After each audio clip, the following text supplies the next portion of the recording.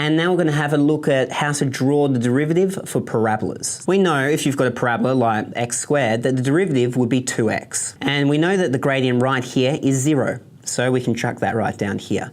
And here, the gradient is positive, so we know it's going to be above the x-axis here. And here the gradient is negative, so we know it's going to be below the x-axis here. And now we just draw a line between that, and that is 2x. So that's why it looks that way.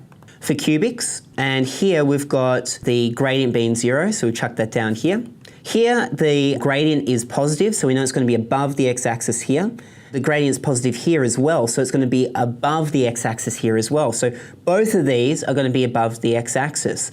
And the only way in which we can both being positive and hitting 0 is actually by drawing a parabola in it. So the derivative of x cubed is actually a parabola, and that's why it looks that way. Let's look at the graph of e to the x. Now let's look at its derivative. Now first of all, let's just plot a couple of points. So here, if we look at it, the gradient here is very close to being 0, but not quite 0, so we're going to chuck that there. If we look at the gradient here, that's 1, so that's going to be there. And if we look at the gradient here, it's pretty steep. Okay, cool. Now all we have to do is join the dots. There we go. Okay, these two graphs are exactly the same. So the derivative of e to the x is itself. So now let's find the derivative of sine x. First of all, we can see that right here, the gradient's about 1. I would say that's about 1, so we're going to chuck the gradient as 1 there.